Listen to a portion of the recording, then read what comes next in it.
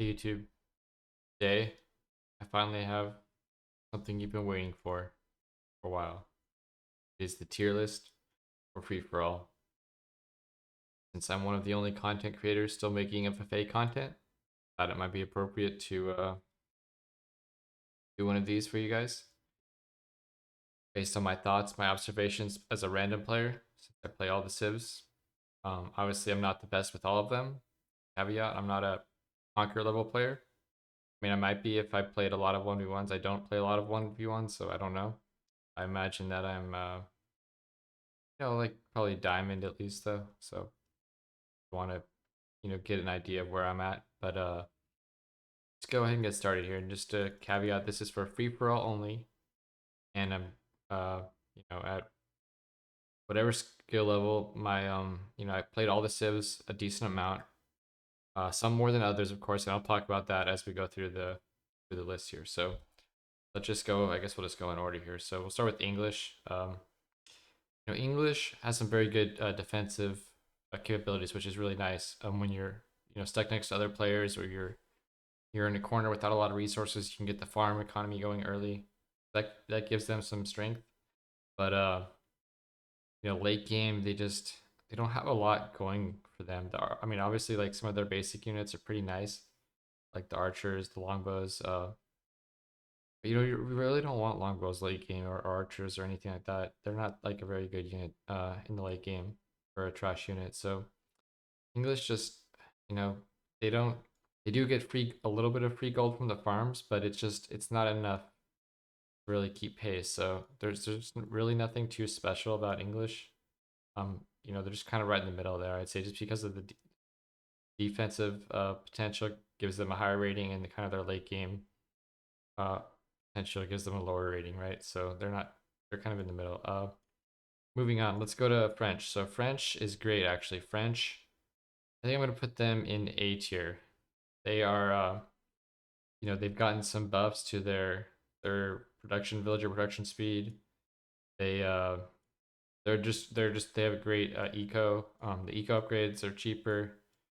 They do pretty well in a situation where you can kind of be a little greedy, right? Like the knights, obviously any knight civ is going to do well on this tier list. I can tell you that much right here.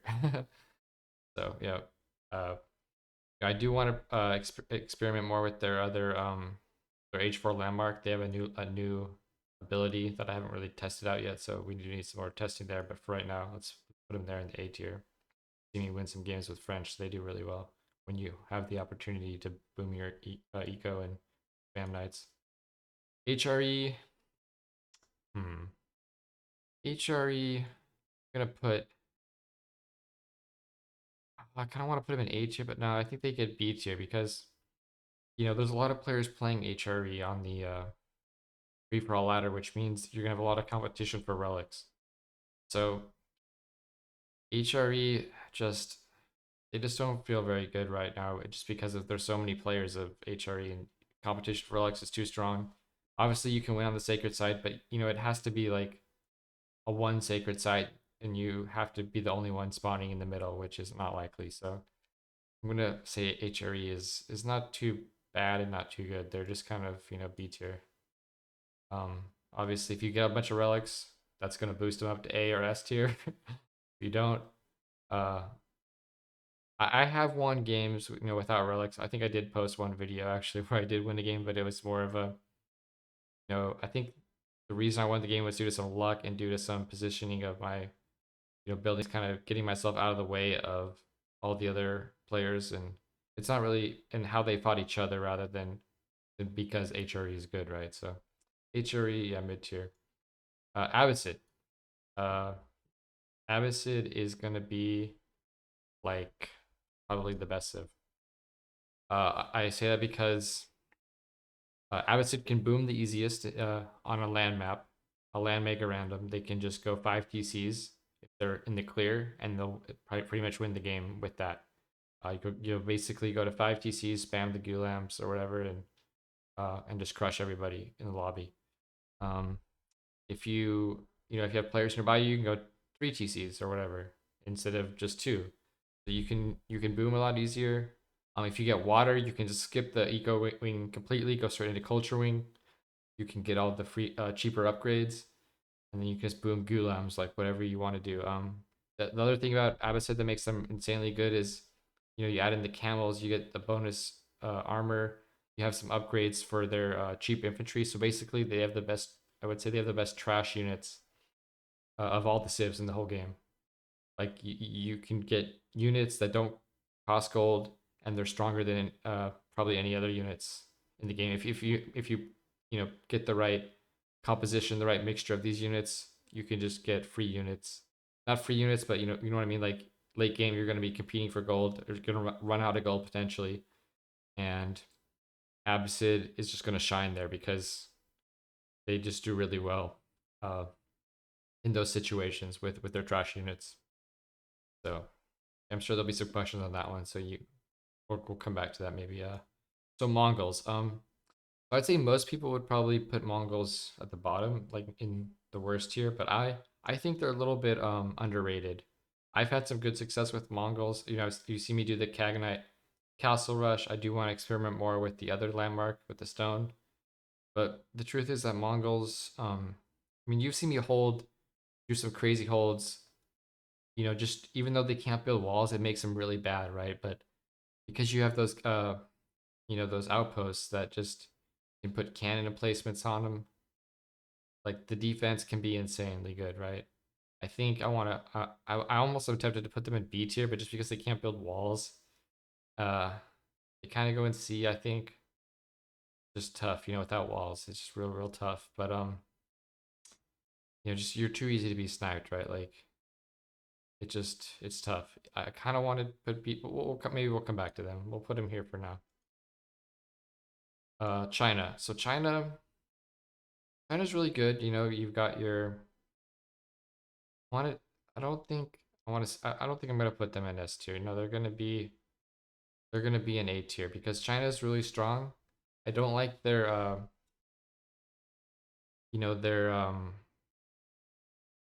dynasties as much as I like some of the ones in Jushi, but the Barbican is obviously great for free for all. Secure your resources or shut down your nearby neighbor, make it difficult for them. But what the problem with that, like the Barbican rush on an opponent in the free for all, is when you're gonna aggro them or they're gonna donate their king to somebody else. So I think China is great. It can be great, but it's just missing some things, right? Like there's just more powerful civs, right? Um, they do have a really strong late game army, but just like Jushi, you do need a pretty decent gold income. But you can get that if you get the relics, if you get the pagodas. I probably need to play them more. But they get A tier because they just have a really strong late game army, just like Jushi does. And now, let's go. Rolled there. Yeah. Let's go into Rus. So Rus, I think Rus has a really strong start in FFA. Um, I say either bottom of A or top of B tier. Maybe we'll put them up here for now. You get the honey cabin right away for free gold. You get you can get the most of the deer on the map. Most players aren't going to like try to contest you on the deer unless there's another roost player in the lobby, which isn't very likely. And most players aren't going to waste their time, their micro potential, sniping out the deer. So you're going to get a lot of deer if you make like 2 scouts right away. You're going to get pretty much free gold. With that, between that and the hunting cabin, you don't even need to mine any gold until after you're in Castle Age. So they get a really strong start. They're a cavalry civ. So they definitely definitely get A tier. I would say.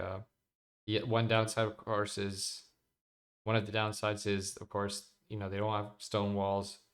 But there's a landmark you can get if you want to get stone walls. You don't have to get that landmark. I want to say. Um, let me actually look at their landmarks real quick just to make sure I'm saying this correctly. But yeah. So you're usually gonna get the high trade house in Age 3. Or you can get relics really quick. The other thing about Rus is you can get pretty quick relics because the warrior monks can they can rush out there. You're probably um maybe you can be I don't know what the timing is exactly on Rus Castle Age potentially compared to like HRE. I want to say even though you get the free gold, that it's still gonna be slower because you're gonna be mining a lot of wood early on. But I think if no one's super fast rushing to the castle, I think you can it's a pretty safe bet that you can secure some relics too. So you're gonna get some pretty good income with Rus as long as you keep remembering to build your hunting cabins. Sometimes it's map dependent. That's why they're one of the reasons they're not the very best. But you know, I think as long as there's enough wood on the map, you should be just really solid with them. Also, they have some pretty nice siege upgrades in the late game. Most people will probably get the Spaska Tower for defensive purposes, depending on what you're trying to do. But I think I want to experiment more with the high armory in Age 4 and try those siege upgrades because I really haven't experimented too much with them. But you basically can upgrade your mangonel and your bombard to not have any setup teardown time. You can increase the range of the springald slightly, and then I think the last one is bombards like have extra damage and maybe more versus even more versus infantry. So yeah, you get some really powerful things uh, with there, and even the ram. There's even a ram upgrade in that landmark, which I need to test out more and see how that works. So we definitely want to play more of them, but I think definitely A tier for now. Delhi. So Delhi, no, I don't like Delhi in FFA. Maybe they're okay. I mean, probably most people would say they're like around somewhere in B or C, but man, I haven't had good. I guess they probably go in bottom of C. I'm gonna say they're a little worse than Mongols probably because Delhi. Yes, you can get the prelates out. Maybe you can get some relic. You can definitely get the sacred sites early, but you don't want to usually take those all in FFA, right? Because then people are gonna flag you down. You're not gonna be near the middle of the map probably as Delhi. Uh, the elephants, they're too slow in FFA. You need fast units, right? You need cavalry subs. Usually is what you want. The elephants are too darn slow. There's just not a lot of strengths here. I mean, obviously free upgrades are great, but they do take a long time. So you're gonna be waiting on your upgrades, right? A lot of I guess you can shove some scholars in there to get your upgrades faster, but I just don't see like a great potential as Delhi. There's just really no. I just don't see the strength of them. Obviously they have a strong, you know, Castle Age rush. When you just pump out the man at arms off of like two or three barracks, and you can kill your nearby opponent that way. But how are you going to transition from there in a late game? Like what does Delhi really have? I just don't haven't I maybe I haven't played them in FFA. That might be one of the things. I do play Delhi a lot, or used to play them a lot in 1v1, but in in free for all, I just don't see him being very good. And that also goes the same for Malians. In fact, Malians, I just I don't really want to put them in D tier, but it's tough. Malians. I want to experiment with them. I think they have a new thing with their fishing boats now, where they can bring back other resources. But if I remember the patch notes correctly, but what I've seen, I mean, I have shown you guys how to utilize them with the sofas and scouts with the torch damage. So you can snipe kings. So they do. I think they go into C tier just because of that. Like they can snipe kings with their torch damage, and that's really powerful, right? And that's what you do in FFA is you snipe kings. But that army, the scout army, it can't really fight anything at all, right? There's no unit that it will fight well into the warrior scout or whatever. So Sofa is fine, but it's just the problem with Malians is their boom just takes too long, right? You need to get all the pit mines up, you need to get the cow boom going, and it's just too darn slow. I think. I mean, I need to practice more with them. I've done a lot of, the Sofa Scout Rush. I haven't done a lot of play testing with their other infantry units as much, but I just think, yeah, they just don't have the greatest units. They don't have a good late game really, aside from the sofa scout burning of the buildings, and their siege just isn't particularly special. So they're just not that great. So they're gonna go and see. Um, and I think they're gonna go ahead of Delhi for sure. Yeah, and probably no, I think right here is good. So Ottomans. Ottomans are a pretty darn good civ. You know, they they just get free gunpowder units in the late game, which is just amazing. They can get free gold with the H2 landmark, with the traders packed inside, which is okay. But they just get free units in general, right? You get the military schools. It does take a little bit of ramp up to get there, so you might be the problem with them is you might be too late to the party sometimes, if your military schools are a bit later, or you know they just take a little bit of time to get going. But I kind of want to put them in A tier because well, they've gotten some nerfs lately, so they're not that good anymore. But just because of the free units, the free janissaries, the greater bombard, you with the vizier points, you can do so well in the late game with pumping out those units for free that you don't have to pay for, right? So being able to do that, it's just really good, right? So but because of the nerfs, because they're a little bit slower to get off the ground, I think, yeah, we're gonna probably put them here in B tier. But you could say they're A tier if you wanted to. All right, Byzantine. So Byzantine, you know, I've one of my least experienced with civs, one of my weakest civs for sure.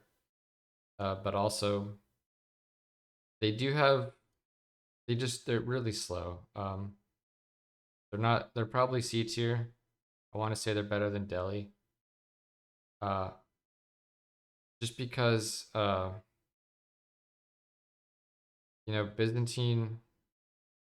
The good thing about Byzantine is that it has olive oil, and that can, as I've learned recently, it can really carry you through to the late game, even without gold. Is having some olive oil, uh, to either trade at your market or to use it for the H4 landmark to create those mercenary units.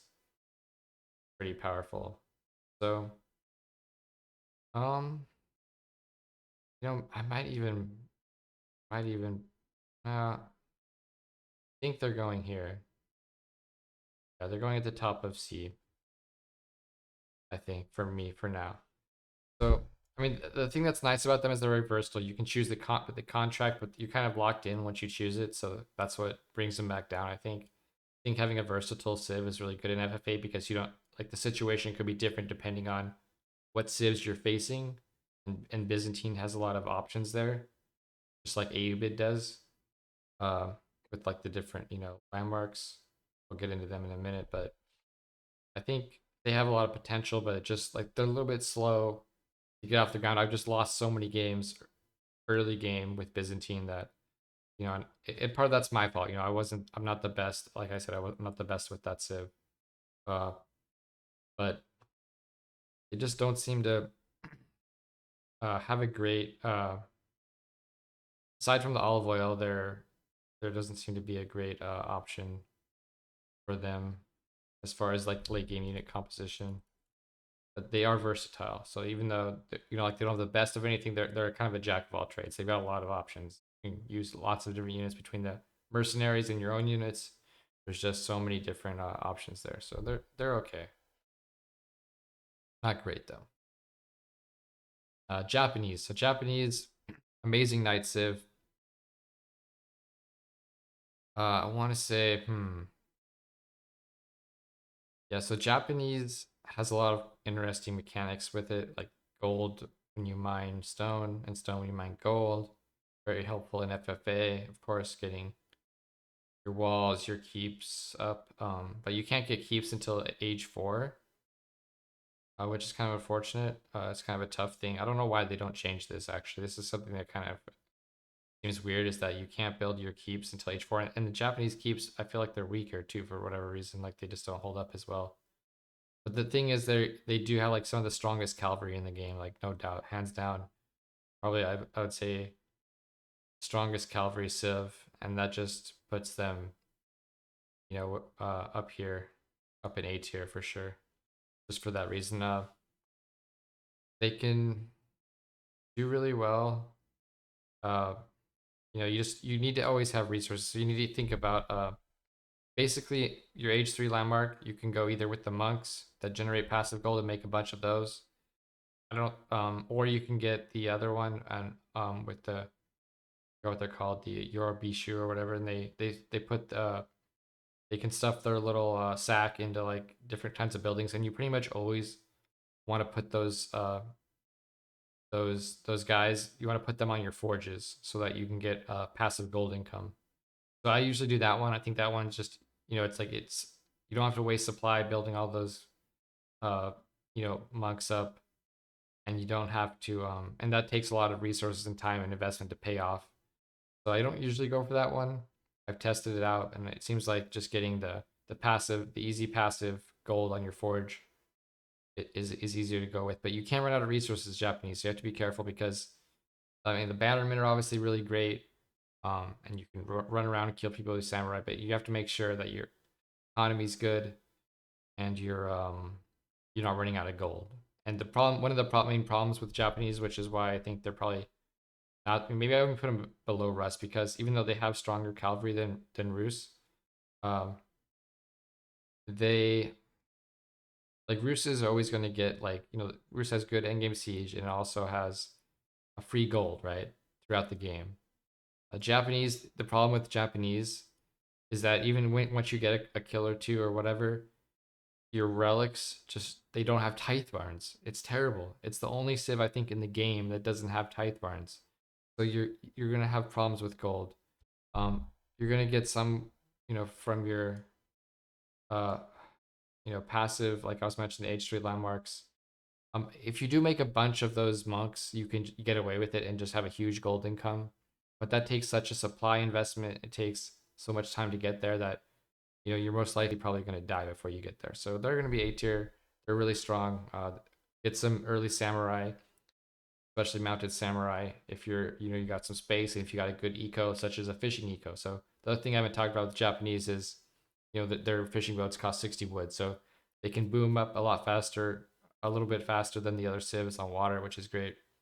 Their military ships, I think, are not so great, but you know they're just all around pretty solid civ as the strongest cavalry civ in the game.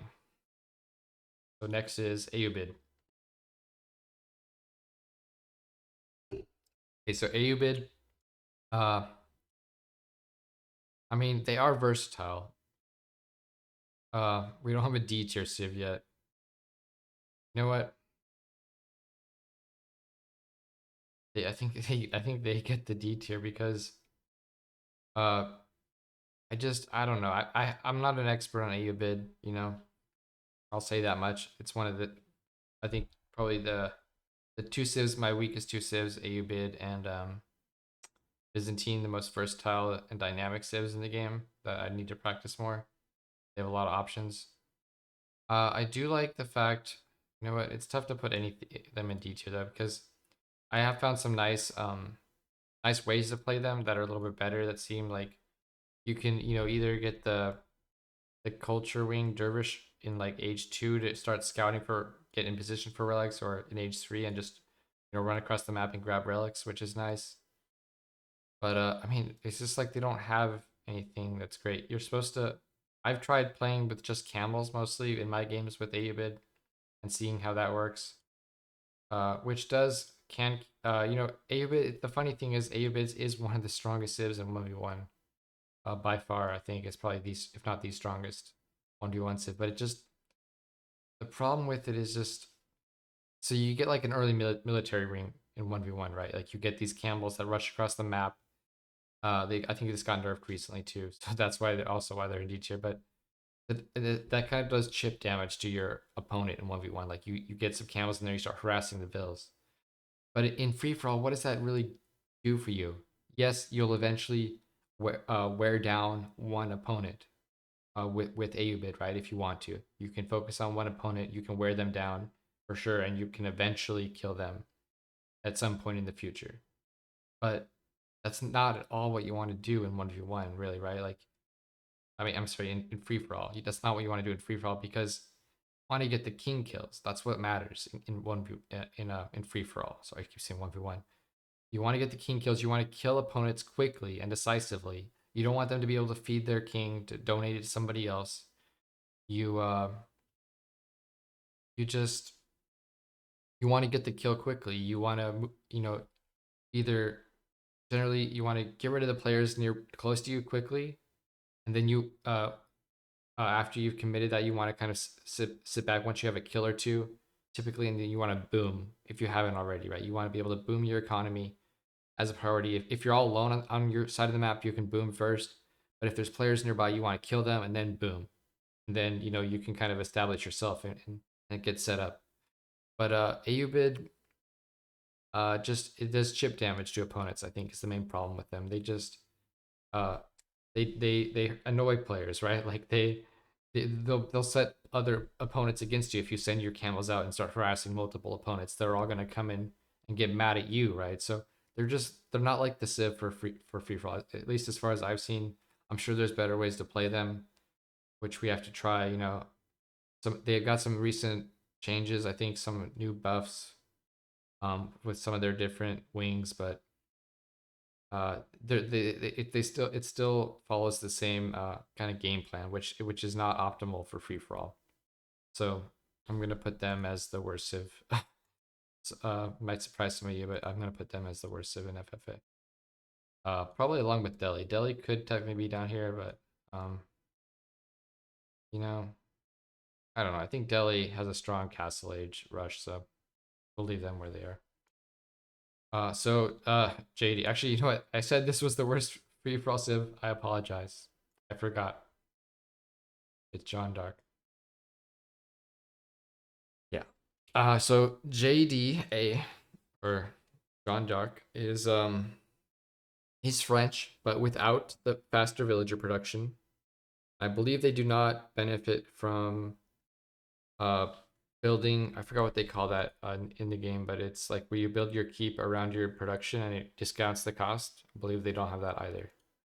I'm not 100%, but I believe the last time I tried to build a production with the castle, it didn't have that, like, kind of you know when you build a castle, it shows you which where you need to build the production in order to benefit, and JD doesn't have that. So I think it suffers the same exact problem as Ayyubid. Actually, I'm gonna say JD wants to get out on the map.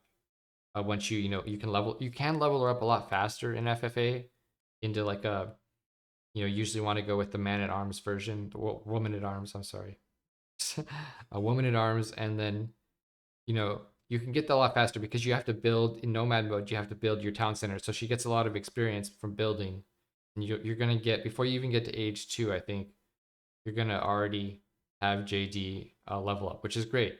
If you're in a 1v1, that would be amazing. That would be a game-winning situation, right? But because you're not in a 1v1, potentially game-winning, right? Like you're not gonna just win the game outright because of that. But um, yeah, I mean, she's great. Jeanne d'Arc, the hero, is great if you can level up. Usually, I find I cannot level her up in free for all,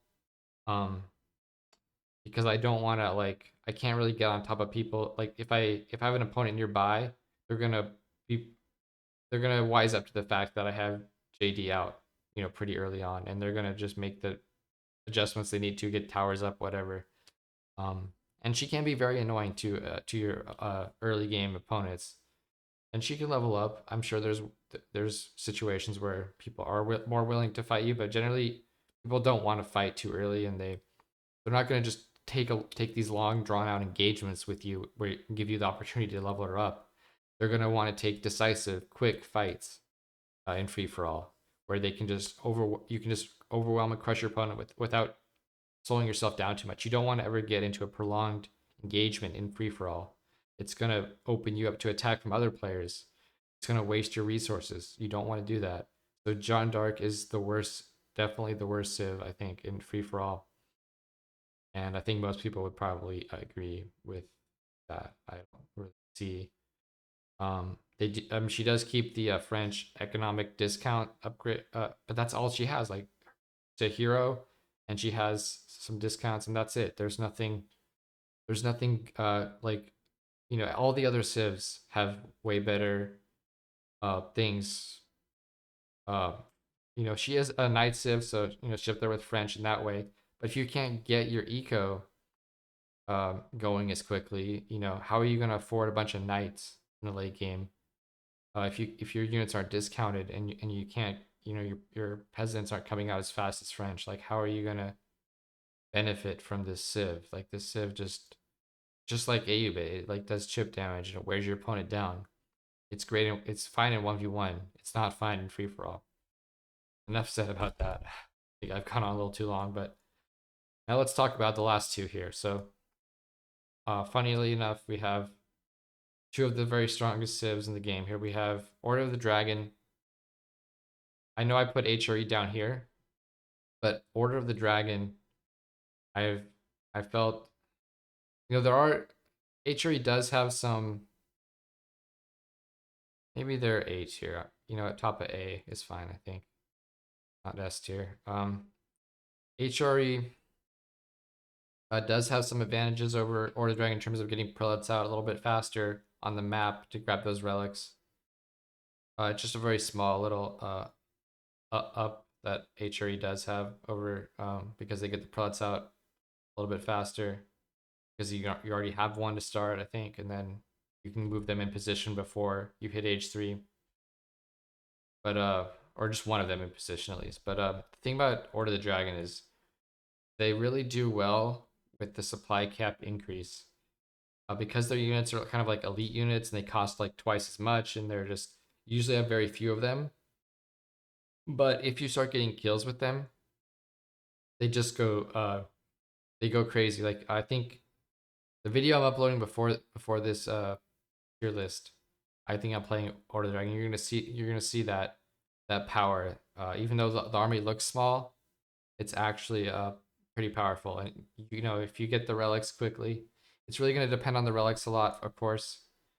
If you can do that, and then you can secure some king kills, you're gonna be looking really, really strong as Order of the Dragon. If you get that pop cap increase, you're gonna do. Their units are just so powerful, especially their men at arms, their lancelucks, their hand cannoneers, their siege. All of it actually is just, I mean, everything. You can go knights. Their knights are really like the strongest knights in the game, right? Like, I know I said Japanese has the strongest, the samurai knight, mounted samurais, but actually I think these are actually quite a bit more powerful than those, even though you're gonna have fewer of them in most cases. But they're just super strong. So yeah, if you get this, if you do well, it's going to depend a lot on your relic game and your economy. But if you can get that and secure a kill or two, you're going to be looking good for the win with them. All right, Zushi. So Zushi, I think it's, I'm on the fence whether they go here or above Abbasid, but I think we're gonna go here for now, because I think there is one weakness. Get into in a sec, but Jushi, uh, actually, there's a couple weaknesses, but their late game is just so freaking strong. So yeah, they do have a couple weaknesses, which I'll talk about first. So the weaknesses are they take a long time to get going typically. To get all through all of your different dynasties, your transitions. You know, getting a landmark, multiple landmarks up, getting your granaries going. It's slow going, right? It can be slow going, but I think their dynasties just work a lot better. You can transition in different ways a lot better than with Chinese. Like, you can start off, if you just want to rush up landmarks, up ages to age 2, age 3. You can do that and it's cheaper. Or you can go right into uh, economy. You can go to boom by getting your Song Dynasty right away, right? You can go straight into multiple TCs for cheaper wood cost, and you can go into your granaries for cheaper wood cost if you want to boom right away. You have some options there. But the thing that's the best about Jushi, I think, is their late game. Like China, they have the Grenadier. They have the AoE upgrade for the bombards. And they also have I haven't had much success with it personally, but the I think the Imperial Guard is like one of the strongest knights in the game. It's very, very, very expensive though, so you have to see if you can go for it. I do want to play more Jushi. I feel like it's definitely a civ that I think is top tier, and I haven't played out all the scenarios yet, all the different options with them. It's definitely one that can use more practice, but from what I've seen so far, wow, they're amazing. Uh, Late game, probably strongest late game in the game with Grenadiers. I haven't even experimented with the Shaolin. I think it's the Shaolin monk is what it's called, that you can use to actually fight with, and it's a really cheap. It only costs food, and it's super tanky and defensive melee unit that I've seen just destroy siege lines, because it's so tanky, and then it just paves the way for like your grenadiers and your ranged units to just destroy everything, right? Like I need to try it out myself as a caveat, but you know, everything's good. Like the palace guards are great, right? Like um if you get relics, you can with the pagodas like Chinese, you can get the strongest uh amount of resources in the game. The other downside I was talking about with them, they're slow to takes a while to get up to where you want to with the boom. A little bit slow on the boom. They they need gold all game. You can get a decent amount actually with the upgrades with all the Imperial officers. Uh, and if you do get relics, then you can be pretty good too. But if you go into like Imperial Guards or something, it's just so much gold. It costs so many resources to upkeep that, and you're gonna run out of gold on the map pretty quickly. And I've definitely done that with Jushi if not too careful. So there it is, guys. If you have any questions about the tier list, please let me know. Remember, this is for free for all. It's not for 1v1, team games, any of that. I don't really play a lot of those game modes. I've mostly been playing free for all. I played, well, I'm not sure. How many games have I played? Let's take a look. Give you guys an idea of my experience. So, looks like I've played about almost 400 games now. So, there you go.